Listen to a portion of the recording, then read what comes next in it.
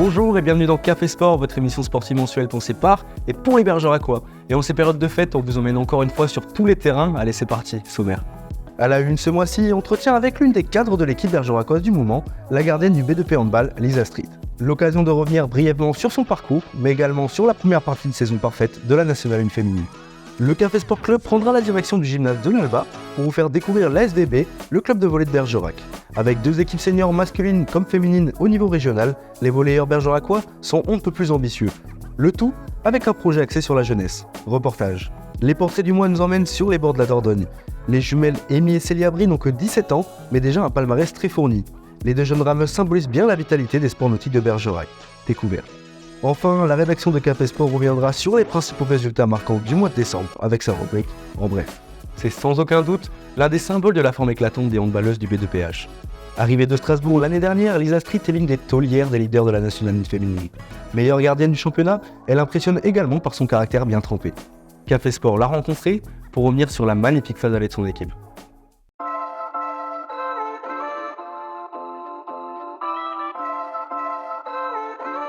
Bon Lisa, merci de nous faire le plaisir de ta présence ici.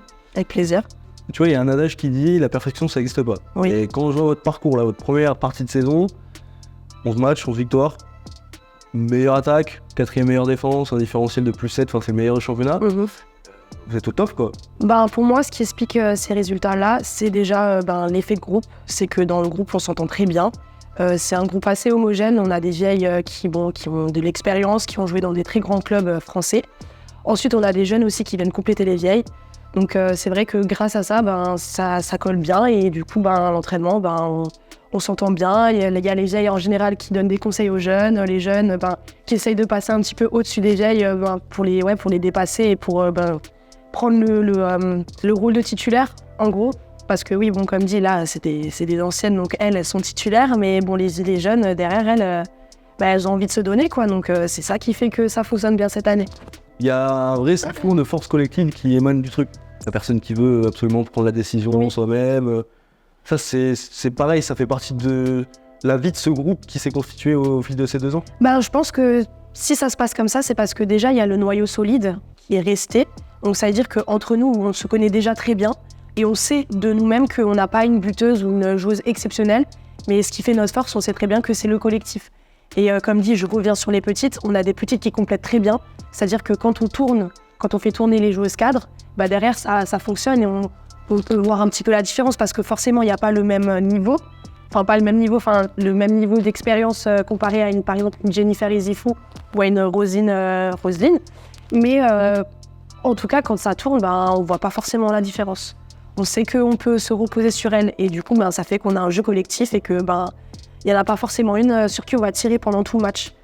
Dans la conscience collective, souvent le sport féminin il est vachement stigmatisé, comme c'est pas spectaculaire, tout ça. Ouais. Pour avoir mis les pieds à Aragon, en fait c'est faux, genre vous êtes l'exemple parfait, Oui. Je trouve que c'est faux. Ouais. Et est-ce que même là, si on n'est qu'au niveau local, que c'est les médias locaux qui parlent de vous, est-ce que vous vous sentez quand même un peu investi une mission de redorer un peu l'image du sport féminin et surtout encourager les filles à s'affirmer dans les sports collectifs ? Honnêtement, oui, on sait très bien que là, actuellement, le sport féminin, il est mis en lumière et on sait qu'on a un rôle à jouer là-dessus. Du coup, vu qu'on a fait une très bonne première partie de saison, on sait très bien que la deuxième partie de saison, on va devoir se donner à fond parce que là, les gens ils commencent à nous regarder.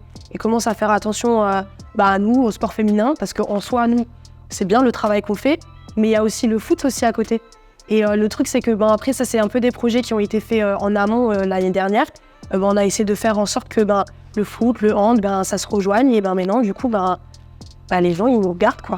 Ils nous suivent et ça fait du bien parce qu'on se challenge un peu entre nous. On voit que le foot, il gagne et on se dit, il faut gagner. Les footballeuses, elles voient qu'on gagne, elles veulent gagner, on veut gagner. Et du coup, ça fait plaisir parce que, au bout d'un moment, nous aussi, on existe, les femmes, quoi. On existe et je pense qu'on fait même n'ont pas forcément un meilleur travail que les hommes, mais ici, au niveau du sport féminin, du sport tout court à Bergerac, c'est vrai que c'est les femmes qui brillent actuellement. On va pas se le cacher. Est-ce que ce statut de favorite que vous n'avez pas forcément au début de saison, c'est quelque chose qui est un peu plus lourd à porter ou ça change rien du tout pour vous là actuellement? Vu nos caractères, on sait qu'on va se donner à fond dans tous les cas, mais c'est vrai que s'il y a un relâchement qui est fait, ça peut nous porter préjudice pour la prochaine partie de saison. Parce que là, si on fait par exemple, là c'est la trêve. Donc, pour l'instant, on est en trêve. On sait que si on se prépare pas, là les équipes contre qui on va jouer et contre qui on a bien célébré la victoire, elles nous attendent bien au tournant. Donc on sait très bien que si on ne se donne pas, et la prochaine partie de saison, elle va être compliquée. Et c'est vrai que c'est un statut un peu lourd à porter, mais vu les caractères qu'on a, on sait très bien qu'on va venir et qu'on va s'imposer. On va pas se laisser marcher dessus, parce que quoi qu'il arrive, on est leader actuellement. Et en tant que leader, c'est comme ça, on se donne à fond et on donne tout et advienne que pourra. De toute façon, on prend match par match. En soi, on ne se fixe pas forcément d'objectif. On sait qu'on a un projet, on sait qu'on peut potentiellement monter en D2, mais on sait aussi que tout peut arriver. Il y a un autre truc qui est frappant quand on va au Gymnase Aragon pour un match de la N1, c'est qu'il y a beaucoup de bruit dans les tribunes. Alors évidemment, quand tu gagnes tous tes matchs, tu sais qu'il y a des gens qui vont venir, mais moi je pense notamment à une petite bande de handballeuses qui viennent à tous les matchs et qui font le souk un peu dans les tribunes. Tu peux nous en parler de ça? En soi, comme dit, tout est allé très vite. Comme dit, ça vient un petit peu aussi du plan personnel. Morgane et moi, on coach en soi les équipes de jeunes, que ce soit les moins de 15. Moi, par exemple, je m'occupe du spé gardien. Donc c'est vrai que grâce à ça, on crée du lien, que ce soit avec les jeunes, avec les parents. Donc forcément, après le week-end, elles ont envie de venir nous voir jouer parce qu'on leur apprend des choses sur le terrain, elles ont besoin de voir aussi ce qu'elles apprennent pendant le match le week-end. Elles aiment trop venir nous voir jouer le week-end et du coup, ça fait que les parents, eux aussi, ont envie de venir nous voir. Les parents, entre eux, ils parlent, ils se disent comme quoi, regardez, l'équipe de Bergerac, elle coach ma fille, il faut venir voir comment ça se passe le week-end. Donc c'est du bouche à oreille et au final, les gens viennent, ils sont pas déçus, ils voient qu'on gagne le week-end, ils ont encore envie de revenir après par la suite. Bon, merci Lisa de nous avoir accordé cet entretien. De rien. On se retrouve début de la saison, la phase retour. Ouais. Le 10 à Mérignac et puis pour ceux qui veulent venir à Aragon, c'est le 13. C'est ça. Ce sera contre... Côte Basque. Côte Basque, voilà, c'est ça. Côte Basque. On vous attend nombreux quand même, parce que ça va être un gros match. En ce mois de décembre, le Café Sport Club met à l'honneur le volleyball. Le club de la SVB, qui fête ce mois-ci ses 50 ans, reste une des références régionales de la discipline, et ce avec un projet local basé sur la formation. Direction le gymnase de l'Alba pour un reportage près du filet.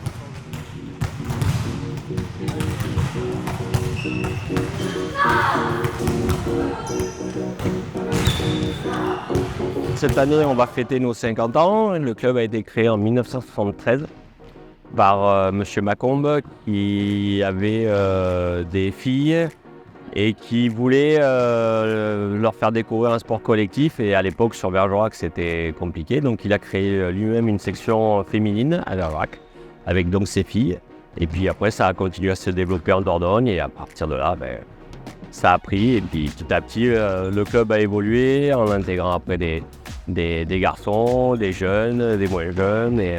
Et après, on est parti sur un club rattaché à la Fédération française de volleyball.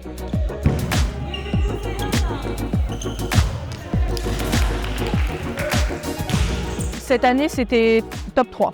Parce que quand même, on est dans une équipe qui est quand même assez mixte. Il y a beaucoup de M18 qui sont montés, beaucoup de seniors qui sont partis. Du coup, on ne peut pas viser trop haut avec une équipe quand même qui n'est pas complète ensemble depuis des années. On est vraiment une nouvelle équipe et on essaye de viser le top 3. Peut-être un objectif plus haut, plus tard, quand l'équipe elle sera encore plus soudée. Mais cette année, on essaye de faire notre mieux, de gagner le plus de matchs possible à notre niveau.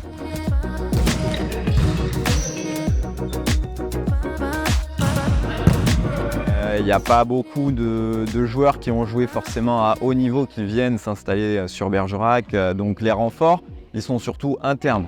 Voilà, ils sont internes avec les jeunes qu'on peut amener à monter au plus haut niveau. Voilà. Donc c'est ça l'objectif. Et après, oui, effectivement, c'est attractif. On a beaucoup de jeunes. On a aussi des seniors, mais c'est vrai que nos deux équipes seniors principales, c'est vraiment un tremplin pour tous nos jeunes. Il y a beaucoup de jeunes.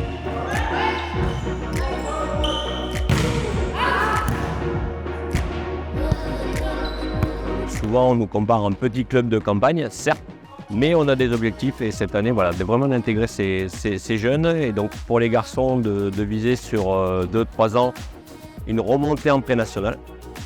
Et sur les filles, d'intégrer ces jeunes, d'intégrer encore des jeunes pour jouer du maintien en régional 1. Si vous êtes motivé, que vous avez le sourire, que vous aimez le volley, que vous sachez transmettre les choses, venez nous rejoindre parce qu'on en a bien besoin. On est trop peu nombreux à encadrer tous nos jeunes, toutes nos équipes et voilà.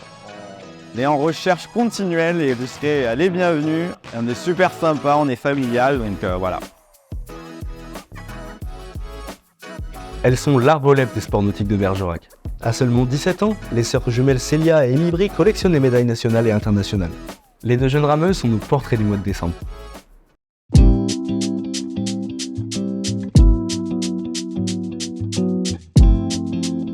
Bonjour à tous, aujourd'hui on part du côté de notre belle rivière Dordogne, au sport nautique de Bergerac. On va pas rencontrer une, mais 2 championnes, Émilie et Célia Brie sont nos portraits du mois.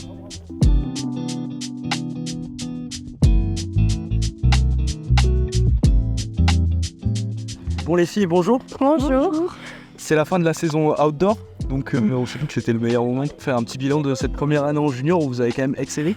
Oui, exactement. J'aimerais que vous nous parliez un petit peu de ce que vous avez fait cette année.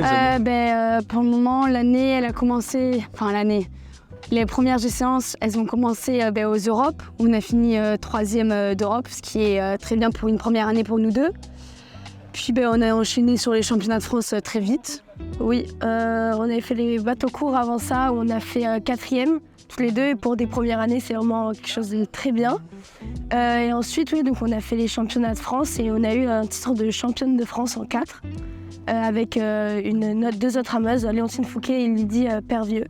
Et c'est vraiment quelque chose de... Ça concrétisait l'année et ça montrait que oui, on était là, on était en place.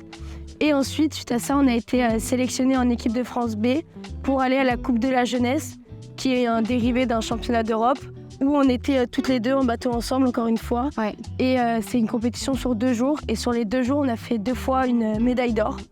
Donc 2 fois la Marseillaise et tout ça. On revient avec des étoiles plein les yeux, quoi, et c'était formidable. Dans la mesure où vous êtes jeune, vous avez 17 ans, vous êtes scolarisé, c'est quand même un profil un peu atypique par rapport aux gens que nous on rencontre d'habitude qui soit ont fait leur vie, soit se sont mis d'accord avec leur entreprise pour pouvoir travailler à côté. Vous, comment vous gérez ça, là, le fait d'être scolarisé à côté, et puis même la vie perso, parce que j'imagine que c'est pas une adolescence normale d'aller Oui. des gars à côté de la France tout le... Ouais.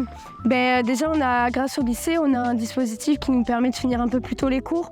C'est un emploi du temps aménagé que à peu près tous les rameurs peuvent avoir. On finit à 16h le lundi et le jeudi pour pouvoir venir s'entraîner et après avoir le temps de faire nos devoirs. Ensuite, c'est l'organisation pour les cours. Et nous, on a cette spécificité qui fait qu'on est sportif de haut niveau et on peut avoir là pour le bac un 20 directement dans une de nos moyennes de bac de sport qui les autres, eux, ne peuvent pas parce qu'ils ne sont pas sportifs de haut niveau.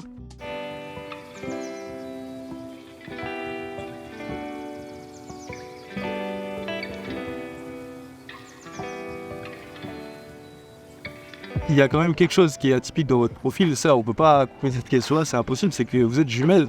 Moi la question que je me pose c'est est-ce que dans le bateau c'est un avantage d'être jumelle? Ouais, je pense que c'est vraiment un avantage parce que on se comprend, tout ce qu'on fait on peut se comprendre, même on peut en parler avec toute franchise parce qu'on n'a pas peur de blesser l'autre comme si c'était une coéquipière lambda. Nous vraiment on se comprend, on pense la même chose assez souvent, donc même des fois on n'a même pas besoin de parler. On fait les choses en même temps et voilà, on sait juste qu'on n'avait pas besoin de parler pour le faire. C'est vraiment un gros avantage contrairement aux autres. Et nos coachs, je pense, dès qu'on est arrivés, ils nous ont mis ensemble et ils ont vu que c'était un avantage. Et ils nous ont toujours dit, c'est un avantage, vous êtes jumelles, servez-vous-en. Ouais. Notre coach au début, il avait fait pour la blague, dire allez, on met les 2 jumelles ensemble, mais sauf que ça marche. Ouais, c'est sûr que ça marche. Là, on est au Sport Nautique de Bergerac, c'est votre club depuis toujours. Ça a été un grand club, c'était le club numéro 1 dans les années 90, donc il y a moins de 30 ans. C'est toujours un club de première division. Est-ce que cet environnement, ça vous a beaucoup influencé dans votre formation? J'entends par là que dans l'encadrement, il y a des gens qui ont été aux Jeux Olympiques, qui ont une forte expérience. Je ne sais pas si vous l'avez ressenti. Si, franchement, je pense qu'on l'a ressenti. Inconsciemment, on l'a ressenti, mais aussi Et le fait d'être avec des personnes compétentes qui savent approcher les jeunes et qui savent nous dire ce qu'il faut et nous apprendre correctement, ça aide beaucoup. Mais ils ne nous lâchent pas, les coachs. Ils veulent qu'on réussisse et ils nous aident à réussir, quoi. Mais à court terme, il reste quand même cette dernière année de junior, cette deuxième année de junior. L'année dernière, vous avez tout défoncé, même jusqu'à la catégorie U23 qui est haute. Normalement, l'année prochaine, ça devrait être super pour vous, là. Ouais, l'année prochaine, en fait, c'est l'accomplissement de toutes nos années. La prochaine, c'est le but extrême, c'est le but final. Ouais, on vise toutes les médailles d'or. Bien, mais en bateau court, toutes les deux, on aimerait énormément être sur le podium et notre but, c'est d'être championne de France. Ouais. Et aussi, pouvoir aller aux Europes et aux mondiaux. Enfin, ça serait un accomplissement, la fin d'une époque, ce serait vraiment le but. Ouais, voilà, exactement. Merci les filles, on va vous laisser aller vous entraîner quand même, parce que c'est ça, Oui. champion. Et puis on se retrouve dès avril prochain à peu près pour les premières régates. Oui, merci beaucoup à vous. Oui, merci de nous avoir interviewés. Merci beaucoup. Et pour un condensé de l'actualité sportive de ces dernières semaines, notre rubrique En bref. Tout ce que vous avez manqué, ou pas, résumé en quelques minutes.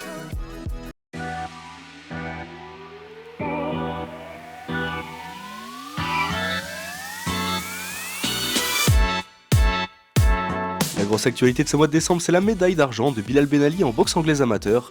Champion de France l'année passée, le jeune bergeracois s'est malheureusement incliné de très peu en finale des championnats de France 54 kg le samedi 17 décembre. Assez paradoxalement, Bilal n'est quand même pas reparti les mains vides puisqu'on lui a décerné le trophée de meilleur boxeur de la soirée. Le bergeracois reste sans conteste un des plus gros espoirs de la boxe en France à seulement 18 ans. Côté athlétisme, Yohan Durand faisait son grand retour sur marathon à Valence après une blessure au genou l'ayant longuement éloigné des pistes. Contraint à l'abandon durant la course, le bergeracois voit les Jeux Olympiques 2024 quelque peu s'éloigner puisque 4 Français ont déjà réalisé les minima sur la distance, alors que seuls 3 tricolores pourront s'aligner l'été prochain à Paris. Si en championnat ça se complique grandement pour le Bergerac Périgord Football Club, 11e sur 14 à la trêve, le parcours continue en Coupe de France. Mené 2-0 contre Panazol, en 64e de finale, les Bergeracois ont renversé la vapeur pour finalement s'imposer 4-2. Le 32e de finale sera leur match de reprise et paraît relativement accessible avec la réception le 7 janvier prochain de Libourne, également pensionnaire de National 2. Les féminines, elles, continuent d'écraser leur championnat de Régional 1 après un mois de 2 décembre à 2 victoires et un match nul, leur premier point échappé de la saison. Elles comptent actuellement 6 points d'avance sur le Dauphin Poitiers. En Régional 2, première défaite pour le BPFCB après 8 victoires inaugurales, les Bleus sont toujours leaders avec 2 points d'avance sur le second Prigorieux qui réalise également une première partie de saison de très haute volée. Avec 22 points pris sur 30 possibles, les Prigontins peuvent commencer à penser à la montée en Régional 1. En Régional 3, le FC Cotopé Charmant, à la défaveur de plusieurs matchs reportés et d'une défaite contre Brive, rétrograde à la 5e place de son championnat, mais en comptant plusieurs matchs en moins que ses concurrents. La première partie de saison des Rouges est néanmoins très satisfaisante pour un promu au niveau régional. L'US Lacade continue de relever la tête et de se reconstruire au fil des matchs. Grâce à leur seconde victoire de la saison, les Bergeracois sortent enfin de la zone de relégation et peuvent espérer mieux en 2024 en cas de série positive, tant les écarts de points sont minimes avec leurs principaux adversaires. L'USB Rugby, lui, achève sa phase allée à la 10e place en Fédéral 1, invaincu à domicile et avec un écart significatif sur la zone de relégation. Retour des hostilités à Gaston Simonet le 21 janvier contre Tulle, un concurrent direct. Les basketteurs de l'USB ont chuté pour la 2e fois de la saison, le 10 décembre dernier contre le Bordeaux Étudiant Club, un autre protagoniste du haut de tableau. Mais se sont rassurés une semaine plus tard à la Réole. Avec 9 victoires en 11 matchs, les promus bergeracois sont 4e de Régional 3, à seulement 1 point du leader, dans un championnat ultra serré où chaque match semble maintenant faire office de finale entre les différents candidats à la montée. Et puis pour clôturer ce en bref, quelques nouvelles de la SVB volée, dont les 2 équipes seniors évoluent au niveau régional. Les garçons, 4 victoires, 2 défaites, sont 4e du classement à une victoire de la première place, tandis que les filles prennent la 5e place provisoire de leur championnat, avec un bilan à l'équilibre de 3 victoires pour 3 défaites.